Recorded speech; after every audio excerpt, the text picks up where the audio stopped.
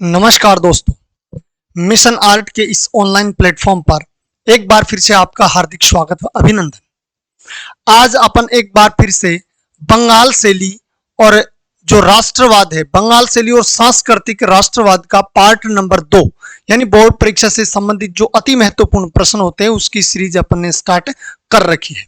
तो शुरू करते हैं। सबसे पहला प्रश्न, शांति निकेतन की स्थापना किसने की? तो शांति निकेतन की स्थापना किसने की थी? रविंद्रनाथ टैगोर ने करी थी। और कहां पर करी थी? कलकत्ता में की थी। तो शांति निकेतन की स्थापना रविंद्रनाथ टैगोर ने कलकत्ता में करी थी। अगला प्रश्न, नंदलाल बोस किसके शिष्य थे? तो नंदलाल बोस है ये अवनींद्रनाथ टैगोर के शिष्य थे। अगला प्रश्न, नंदलाल बोस ने हरिपुरा अधिवेशन यानी नंदलाल बोस ने हरिपुरा अधिवेशन के लिए जो पोस्टर बनाए थे वो पोस्टर कब बनाए थे? तो नंदलाल बोस ने हरिपुरा अधिवेशन के लिए सन 1937 यानी सन 1937 में या सन 1937-38 यानी सन 1937-38 में बनाए थे। नेक्स्ट क्वेश्चन, यानी यह है ढाकी यानी ढाकी ढोल बजाते हुए।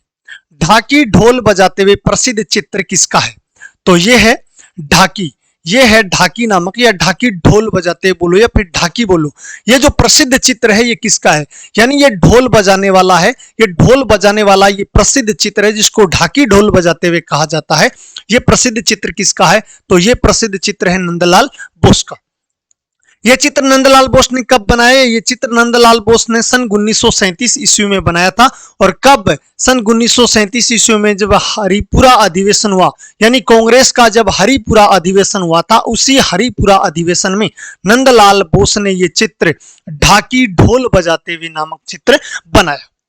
अगला प्रश्न, जापान से आए किन दो चित्रकारों ने यानी जापान से आए किन दो चित्रकारों ने शांति निकेतन में धोने की पद्धति को कहा जाता है क्या? वॉश तकनीक यानी वॉश टेक्निक की शिक्षा दी। यानी जापान से आकर के ऐसे दो कौन से चित्रकार थे जिन्होंने शांति निकेतन में वॉश तकनीक की शिक्षा दी थी, जिनका नाम है, एक का नाम तो है ओकाकुरा और दूसरा का नाम है काकुजो।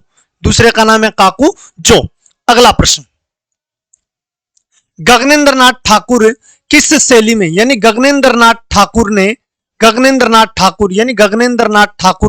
किस शैली में काम किया? यानी गगनेंद्रनाथ ठाकुर किस शैली में काम किया करते थे? तो गगनेंद्रनाथ ठाकुर है ये ज्यामितीय शैली में, और ज्यामितीय शैली को क्या कहा जाता है? Cubist style. कौन सी स्टाइल? Cubist style. तो गगनेंद्रनाथ ठाकुर ने कौन सी शैली में कार्य किया था? ज्यामितीय शैली में कार्य किया था। अब ज्यामितीय शैली के साथ साथ इन्होंने क्या है? कार्टून भी बनाए थे। यानी गगनेंद्रनाथ टैगोर ने क्या बनाए थे? कार्टून भी बनाए, यानी ये कार्टूनिस्ट भी था। और इन कार्टूनों में उन्होंने क्या है? यूरोपीय चित्रों का अनुकरण करने वाले जो भारत के जो बंगाली चित्रकार थे उन बंगाली चित्रकारों का क्या उड़ाया था? मजाक भी उड़ाया था। तो प्रश्न पूछा जाए गगनेंद्रनाथ ठाकुर किस शैली में काम किया करते थे? तो गगनेंद्रनाथ ठाकुर ज्यामितीय शैली में काम किया करते थे। गगनेंद्रनाथ ठाकुर ज्यामितीय शैली के साथ साथ कार्टून भी बनाया करते थे, और उन कार्टूनों में उन्होंने क्या है? यूरोपीय चित्रों का अनुकरण यानी यूरोपीय जो चित्र थे उनको देख करके जो भारत के बंगाल के चित्रकार थे वो चित्र बनाया करते थे। उन लोगों का क्या उड़ाया था? इन्होंने मजाक भी उड़ाया था। अगला प्रश्न, अवनींद्रनाथ टैगोर को किसने भारतीय कला से प्रेरित होकर काम करने की सलाह दी थी? यानी अवनींद्रनाथ टैगोर को किस विद्वान ने भारतीय कला से प्रेरित होकर के काम करने की सलाह दी थी? वो दी थी किसने? ईवी हेवेल ने। अगला प्रश्न, अमर्त्य शेरगिल की कला में किन शैलियों का प्रभाव दिखाई देता है? यानी अमर्त्य शेरगिल की जो कला शैली में किन शैलियों का प्रभाव दिखाई देता है? तो अमर्त्य शेरगिल की कला में भारतीय और पाश्चात्य प्रभाव दिखाई देता है। अगले प्रश्न की बात करें तो ऊंट नामक प्रसिद्ध चित्र किसका है? तो यह ऊंट नामक प्रसिद्ध चित्र है, यह ऊंट नामक प्रसिद्ध चित्र अमर्त्य शेरगिल का है। यह है ऊंट नामक प्रसिद्ध चित्र। अगले प्रश्न की बात करें, रासलीला यानी रासलीला प्रसिद्ध चित्र किसका है? यह चित्र है रासलीला। देखो ध्यान से, यह रासलीला नामक चित्र है, और यह रासलीला नामक चित्र किसका है? तो बात करें तो ये रासलीला जो चित्र है ये छितेंद्र नाथ मजूमदार का बहुत ही प्रसिद्ध चित्र है। अब इसमें इन्होंने क्या दर्शाया है, इसमें इन्होंने दर्शाया क्या है, इसमें क्या है, इन्होंने भगवान कृष्ण के जीवन पर आधारित ये चित्र बनाया है। यह चित्र कागज पर वॉश तकनीक में बनाया गया। कौन सी तकनीक में बनाया गया? ये कागज पर वॉश तकनीक यानी वही धोने की तकनीक से बनाया गया था। इसमें क्या है, चित्र में आकृतियां कैसी बनाई गई? दुबली पतली आकृतियां बनाई गई। देखो ध्यान से, दुबली पतली आकृतियां हाव भाव युक्त यानी हाव भाव यानी मुद्राएं लिए हुए, इसके अलावा सुहानी रंग से संगति यानी बहुत ही सुंदर रंग योजना के साथ ये चित्र बनाया गया।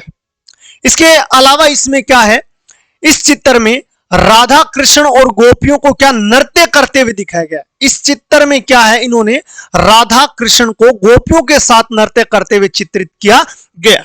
इसके अलावा इस चित्र की अगली विशेषता यह रहती है कि चित्र में श्री कृष्ण को गोपियों की आकृति के यानी गोपियों की जो आकृति है उनकी आकृतियों के बराबर यानी आकृतियों के बराबर या जो गोपियों की आकृति बनाई है उनके आकार की बना करके श्री कृष्ण को क्या दर्शाने की कोशिश की है? श्री कृष्ण को साधारण मनुष्य के रूप में दिखाने की कोशिश करी गई है।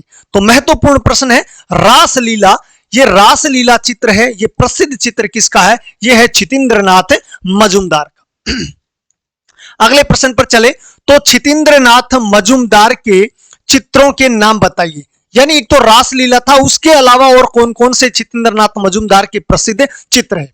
उन चित्रों में नाम आता है राधा का मन भजन, इसके अलावा राधा और सखी, इसके अलावा लक्ष्मी और श्री चैतन्य का जन्म नामक ये छितेंद्र नाथ मजूमदार के प्रसिद्ध चित्रों में माने जाते हैं। अगले प्रश्न की बात करें, राधिका नामक प्रसिद्ध चित्र किसका है?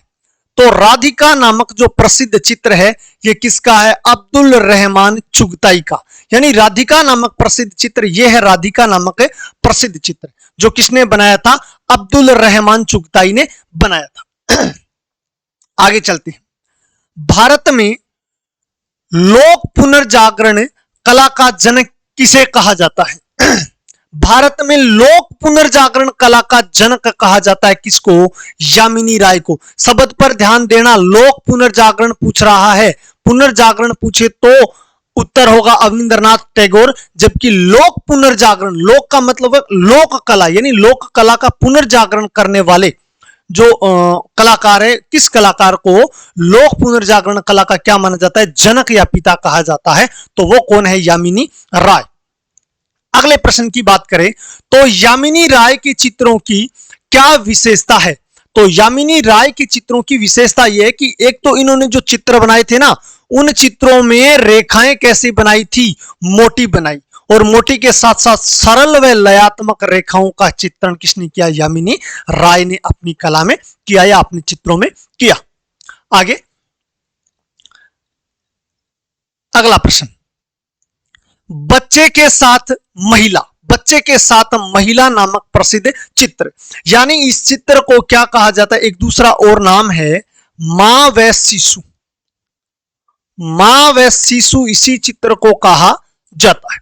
तो बच्चे के साथ महिला नामक प्रसिद्ध चित्र किसका है? यानी मां व शिशु नामक ये प्रसिद्ध चित्र है। ये प्रसिद्ध चित्र किसका है? ये प्रसिद्ध चित्र है यामिनी राय का। तो ध्यान से देखो, ये मां है और ये मां का क्या है? शिशु है यानी बच्चा, यानी बच्चे के साथ कौन? महिला। ये चित्र प्रसिद्ध है, किसका है ये चित्र? ये चित्र है यामिनी राय का। यामिनी राय ने ये चित्र कब बनाया? सन 1940 ईस्वी में बनाया था। और यह पेंटिंग यामिनी राय ने किस पर बनाई? कागज पर टेम्परा तकनीक में बनाई। कागज पर किस तकनीक में बनाई? कागज पर टेम्परा तकनीक में ये चित्र किसने बनाया था? यामिनी राय ने बनाया। तो इसी के साथ अपना ये चित्र बच्चे के साथ महिला, ये बहुत ही प्रसिद्ध चित्र है। ये प्रसिद्ध चित्र किसका है? ये यामिनी राय का बहुत ही प्रसिद्ध चित्र माना जाता है। आगे, thanks for watching, please like comment and share this video. इस वीडियो को ज्यादा से ज्यादा शेयर करो, क्योंकि जो चित्रकला के विद्यार्थी हैं उनको ज्यादा से ज्यादा बोर्ड एग्जाम में फायदा मिले, इसी उद्देश्यों के साथ ये वीडियो बनाए जा रहे हैं। मिलते हैं एक नेक्स्ट वीडियो के साथ, तब तक के लिए वंदे मातरम, जय हिंद, जय भारत।